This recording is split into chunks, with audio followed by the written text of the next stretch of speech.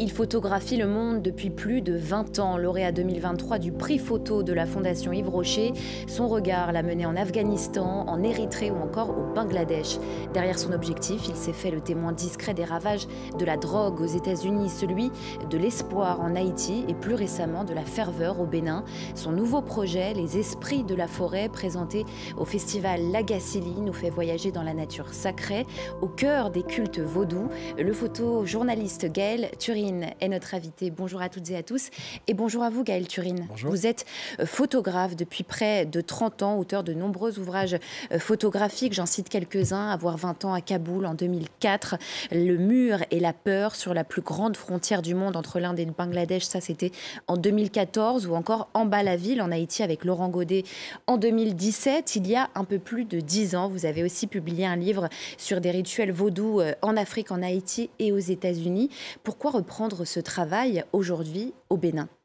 Mais parce qu'à l'époque, et je n'ai pas la réponse à cette question, mais pourquoi est-ce que j'ai oublié de travailler sur ce rapport très intime que les vaudouisants entretiennent avec la nature et l'environnement? Dans ce que j'avais fait il y a 10 ans, eh bien, il y avait évidemment tous ces lieux de pèlerinage dans lesquels la nature est partout présente, mais le rôle que la religion vaudou et les cultes animistes jouent dans la préservation de la nature, mais ça, je ne l'avais pas tout à fait perçu. Je l'avais perçu, mais en tout cas, je ne l'avais pas traité. Et donc, je me suis dit que c'était un chapitre nécessaire, surtout à l'heure de la déforestation généralisée, et plus particulièrement dans cette région de l'Afrique de l'Ouest.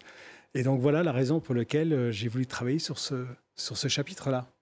L'urgence climatique qui vous a poussé donc à reprendre ce travail. Ces forêts vaudous dans lesquelles vous nous emmenez sont des espaces fermés, des lieux de culte qui sont interdits aux profanes. Comment vous avez fait pour pénétrer ce monde secret, ce monde caché? Oui, mais j'ai collaboré avec la plus haute autorité du culte vaudou au Bénin, qui, je pense, a compris mon intention, a compris le projet. Et il a été d'un sacré coup de main parce que finalement, il a fait jouer son réseau. Son réseau, c'est celui des prêtres et prêtresses vaudous du Bénin. Et il a passé une série d'appels et ensuite, ils étaient libres de me laisser rentrer. Enfin, les prêtres et prêtresses étaient libres de me laisser rentrer ou pas dans les forêts sacrées dont ils sont responsables. Et un certain nombre d'entre eux ont accepté. Et donc...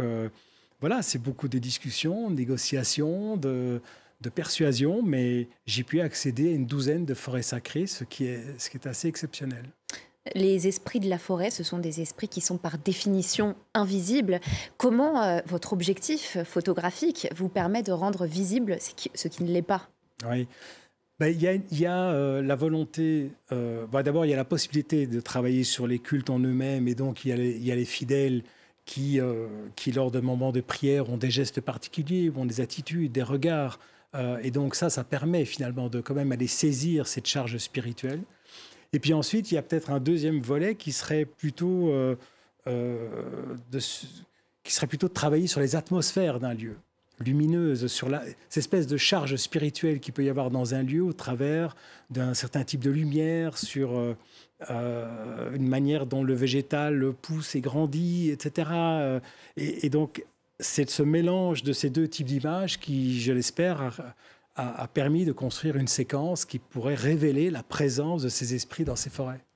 Rendre hommage à des pratiques ancestrales et tenter par l'art de tisser des liens entre le monde des morts et celui des vivants, c'est aussi l'ambition de Myriam Mihindou, une artiste franco-gabonaise qui célèbre la culture Pounou, un peuple bantou d'Afrique centrale, dans une exposition au musée du Quai Branly. Visite guidée avec Solène Claus. Née au sud du Gabon, l'artiste Myriam Mihindou a grandi auprès du peuple Pounou. Comme toutes les jeunes filles de cette ethnie, elle a reçu le savoir des pleureuses. Des femmes, souvent veuves, chargées d'accompagner par les pleurs les familles des défunts. La musique sert d'exutoire à la douleur.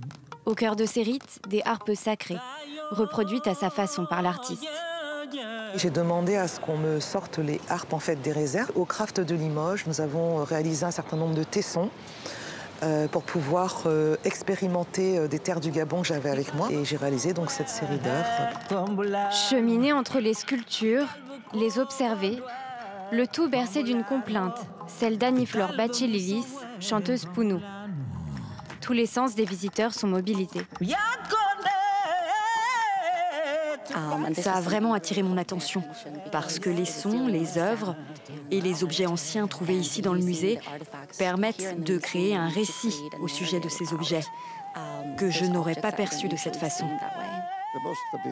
La plus belle chose que j'ai remarquée en premier lieu, c'est le chant de la femme, qui est une très belle chanson. J'ai senti un réconfort. Je me sentais bien. Un moment de recueillement ou de danse, guidé par une liane, comme une ligne de vie. Elle vibre sous le toucher des curieux. Alors pour moi, le visiteur est central. C'est un peu comme des personnes qui rentreraient dans un temple et qui pourraient aussi, par leur présence, activer, je dirais, ces pièces-là. Et donc j'ai mis en place un dispositif, en tout cas tactile, avec la pièce du Mognou, qui signifie la vie en toute vie, où le visiteur donc peut toucher pour pouvoir ressentir, je dirais, tous les champs vibratoires au bout de ses doigts.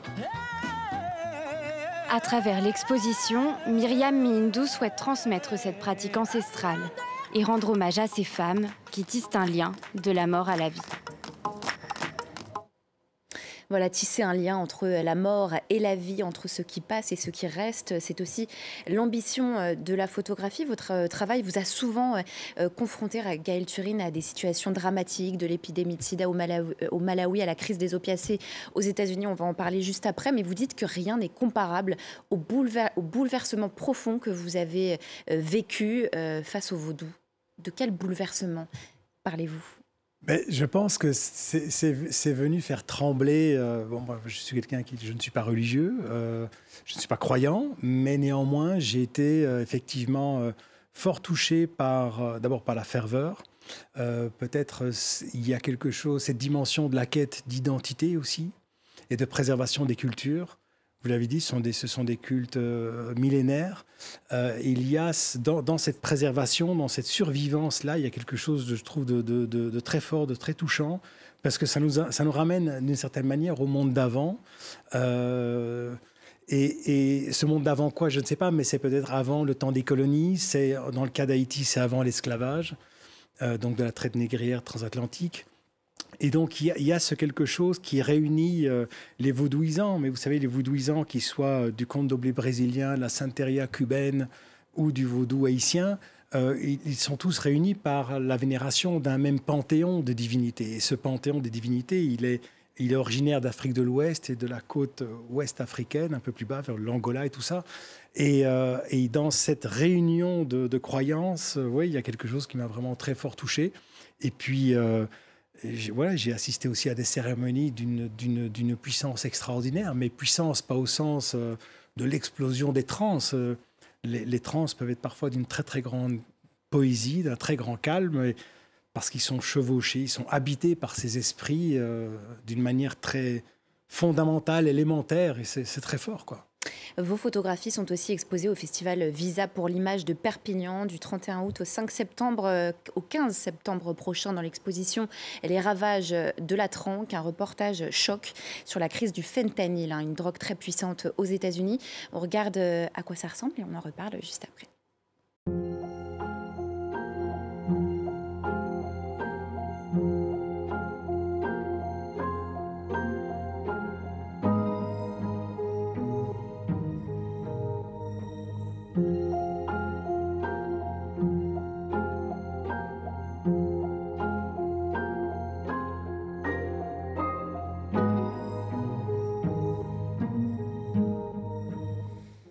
Gaël Turin, comment vous parvenez à placer le curseur entre le travail journalistique d'une part face à la violence du réel, on l'a vu dans ces photographies, et le travail plus esthétique que votre regard de photographe vous oblige?